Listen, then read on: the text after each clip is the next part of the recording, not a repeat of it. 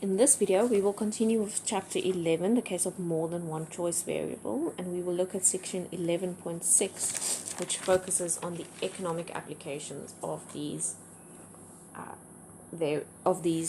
more than one variable cases. So economic applications is where we have more than one input into production. We have multi-product firms. We have input decisions for profit maximization, and we have price discrimination. So I would like you to work through the textbook examples. I will do additional examples here and in the class exercises.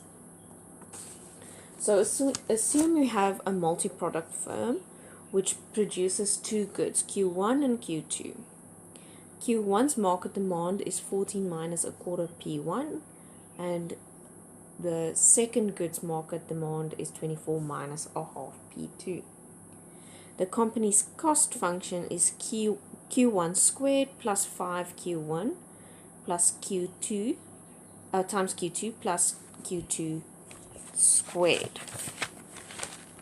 So what will be the profit maximization of Q1 and Q2? So first we need the profit function. So profit function in terms of Q1 and Q2 will be equal to Q1 P1 plus Q2 P2 minus the cost that's already in Q1 and Q2. So in order to get Q1 and Q2, we need to take the market demand and rewrite it as P. So P1 is equal to 56 minus 4Q1, and P2 is equal to 48 minus 2Q2. So the revenue function of Q1 and Q2 is 56 minus 4Q1 times Q1 plus 48 minus 2Q2 times Q2. So if we just multiply this out, that should be Q1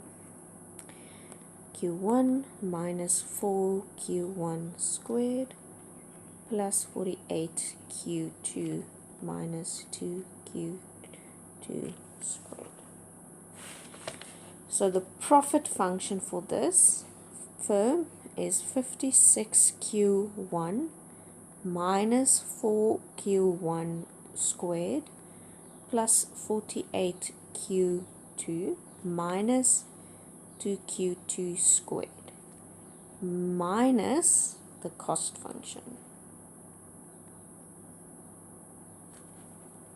That is 56Q1 minus 4Q1 squared plus 48Q2 minus 2Q2 cubed minus Q1 squared plus 5Q1 Q2 plus Q2 squared.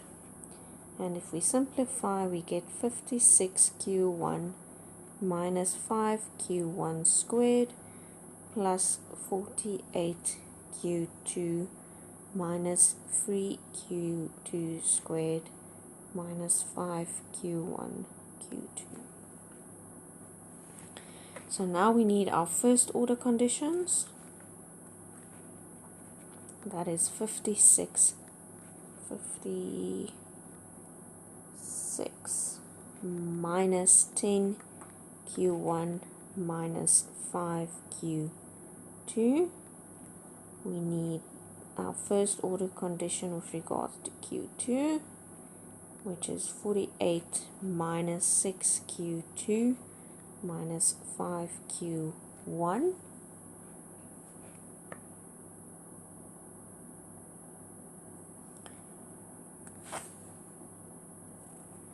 So now we need to solve for Q1 and Q2. An easy way to do this is using Kramer's rule.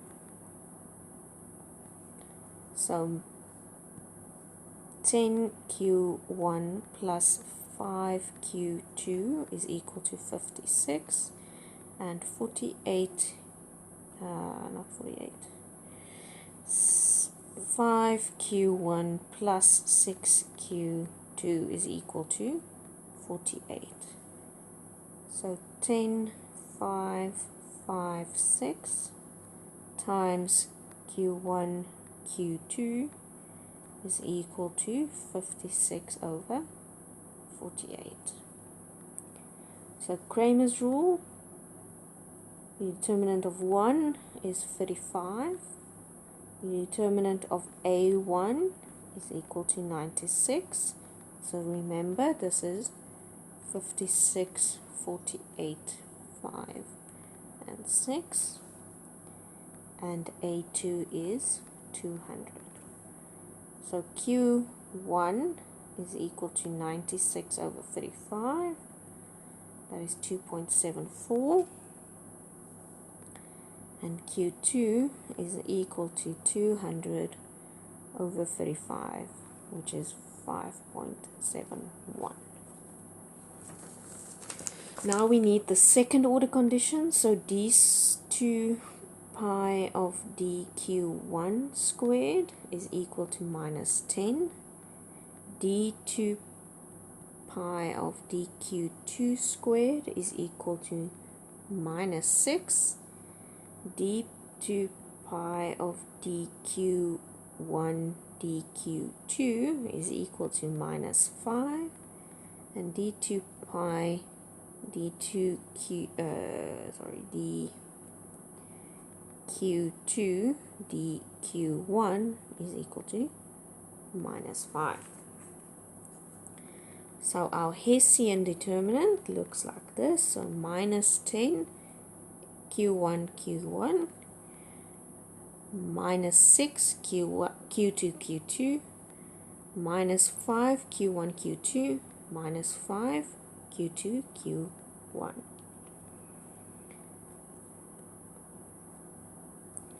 So our first minor is minus 10, which is smaller than 0. Our second minor is equal to 60 minus 25, which is equal to 35, which is a max, which is larger than 0. So H1 is smaller than 0, H2 is larger than 0, so profit is maximized.